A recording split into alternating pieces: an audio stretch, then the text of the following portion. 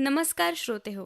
तुम्ही ऐकत आहात रेडिओ देवगिरी 91.2 FM वारसा लोकसंस्कृतीचा आणि मी आहे तुमच्यासोबत आर.जे. रसिका.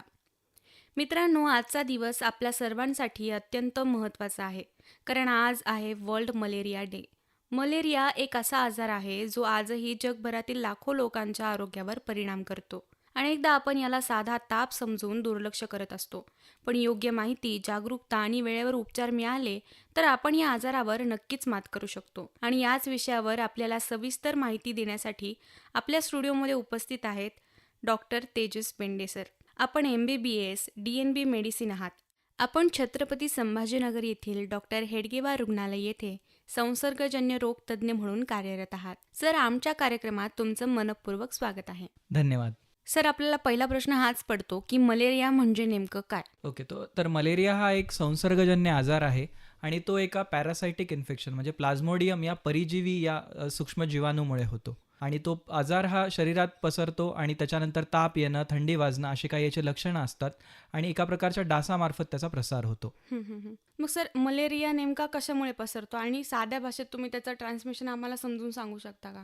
तर सोप्या भाषेत सांगायचं झालं तर एका निरोगी व्यक्तीला हा एक बेसिकली मलेरिया हा माणसांकडून माणसांना होणारा आजार नाहीये, तर त्याच्यासाठी एका माध्यमाची किंवा एका मध्यस्थ अशा व्हेक्टरची गरज असते.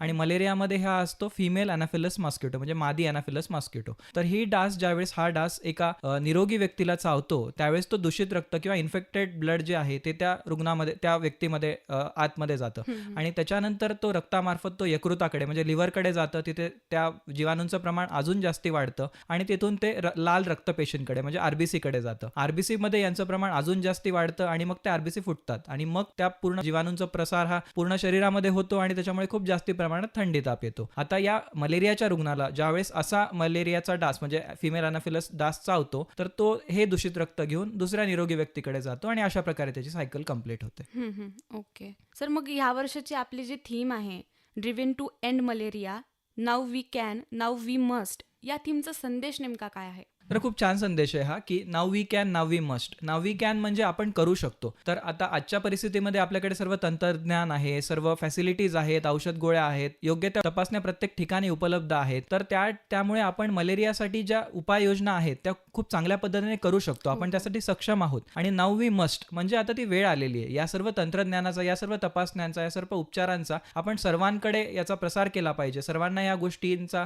लाभ दिला पाहिजे आणि आपल्या देशातून आपण मलेरिया घालवण्यासाठी शक्य तेवढे सगळे प्रयत्न केले पाहिजे. नक्कीच सर. सर, आज भारतात मलेरियाची नेमकी कशी परिस्थिती आहे आणि गेल्या वर्षात काही भरामध्ये काय बदल झालेला आपल्याला दिसून येतो? मलेरियाचे आजही रुग्ण बऱ्यापैकी आढळतात, विशेषतः काही ऋतूंमध्ये ते जास्त आढळतात. पण मागील काही काळापेक्षा आता मलेरियामध्ये भारताने बऱ्यापैकी प्रगती केली आहे, कारण खूप लवकर आपण त्याचं निदान करू शकतो.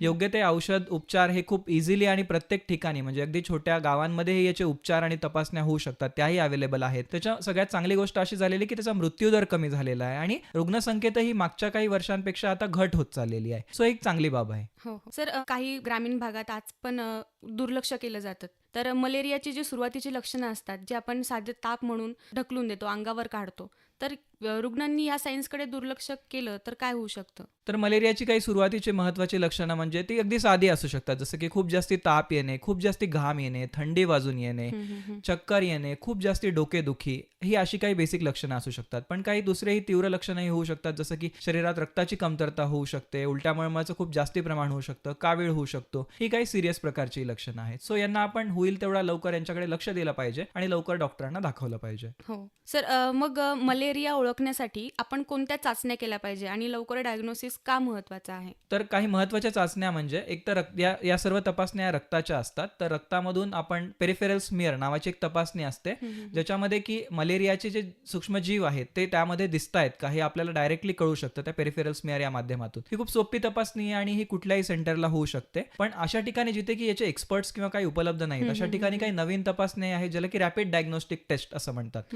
तर या लवकर होणाऱ्या तपासण्या आहेत, त्या त्यासुद्धा बऱ्याच ठिकाणी उपलब्ध आहेत, खूप सहजतेने उपलब्ध आहेत आणि याच्यातूनही आपल्याला खूप लवकर त्याचं निदान होऊ शकतं. त्याचबरोबर काही बाकीच्याही तपासण्या केल्या जातात, जे की मलेरियामुळे शरीरात दुसरा काही तर मोठा त्रास नाही झाला. जसं हां, मी हां, हां. सांगितलं होतं, की रक्ताची कमी होणं हो, किंवा हो. कावीळ होणं किंवा अशा काही गोष्टी. तर यासाठीही केले पाहिजेत. जर का आपण या तपासण्या वेळेत नाही केल्या, तर याचे खूप जास्ती कॉम्प्लिकेशन्स म्हणजे वेगवेगळ्या अवयवांवर मलेरिया इफेक्ट करू शकतो आणि त्याचे खूप सिव्हिअर परिणाम होऊ शकतात. सर तुम्ही आत्ता सांगितलं तसं.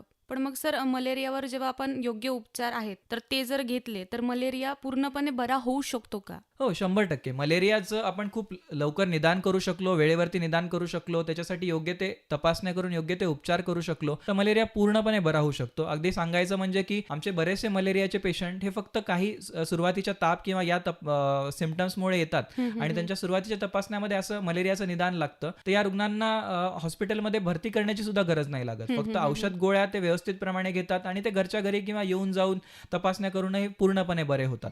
पण याच गोष्टीला आपण जर का वेळ लावला, डिले केला या सगळ्या हं, हं, हं, गोष्टींसाठी, हं. तर मात्र त्याचे कॉम्प्लिकेशन्स खूप जास्ती प्रमाणात होतात. म्हणजे लवकर जर आपण दाखवलं, तर आपण बरं होऊ शकतो. पण एकदम जर 100% बरं होऊ शकतो आणि ते एकदम साधी सोपी गोष्ट आहे ट्रीट करण्यासाठी, पण उशीर केला तर त्याच्याहून भयानक गोष्ट कोणती नाही असं. बरोबर. तर मग मलेरिया टाळण्यासाठी आपण रोजच्या जीवनात कोणत्या सवयी अंगीकारायला हव्यात? आणि आजूबाजूच्या परिसरात जेव्हा डासांची वाढ होते, तेव्हा ती थांबवण्यासाठी आपण काय उपाययोजना करायला पाहिजे? आपल्यासाठी म्हणून आपण पर्सनल लेवलवरती काही महत्त्वाच्या गोष्टी करू शकतो. जसं की ज्यावेळेस या आजारांचा प्रसार आपल्याला कळतोय की जास्ती प्रमाणात होतोय, त्या काळात आपण रोज मच्छरदाणी किंवा काही मॉस्किटो प्रोटेक्टिव्ह नेट्सचा वापर करणं, काही सोप्या गोष्टी ज्या की सर्वजण करतो, जसं की मॉस्किटो रिपेलंट क्रीम्स असतात, हं, हं, हं, हं. त्याच्यानंतर काही अगरबत्तीज असतात हो. किंवा काही लिक्विड्स असतात. तर अशा काही गोष्टी आपण वापरू शकतो. घरात असताना किंवा बाहेर आपण ज्यावेळेस जातो त्यावेळेस पूर्ण बाह्यांचे कपडे घालणं, या गोष्टी असू शकतात. आपल्या घरात कुठला मलेरियाचा रुग्ण असेल, तर त्याला आपण पूर्ण ट्रीटमेंट घेण्यासाठी प्रमोट केलं पाहिजे. त्यालाही प्रोत्साहित केलं पाहिजे की औषध गोळ्या घेण्यासाठी हं, हं, म्हणून. हं, हं. तर या झाल्या आपल्यासाठीच्या गोष्टी आणि परिसरासाठी म्हणून कुठेही मलेरियाचं जसं पाण्यामधून हे सगळ्या डासांच्या अळ्या ज्या असतात त्या पाण्यामध्ये असतात हं, हं, आणि हं. तिथून त्या परत वाढतात. सो कुठेही साचलेलं पाणी राहू नये यासाठी प्रयत्न केले पाहिजे. जसं की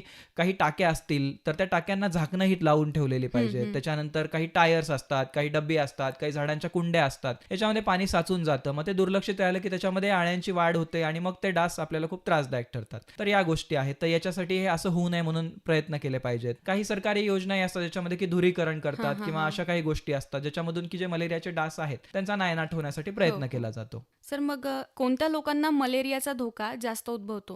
म्हणजे लहान मुलं असतील, गर्भवती महिला असतील किंवा वृद्ध असतील. तर ह्या सगळ्यांपैकी कोणाला जास्त मलेरिया होण्याची शक्यता असते?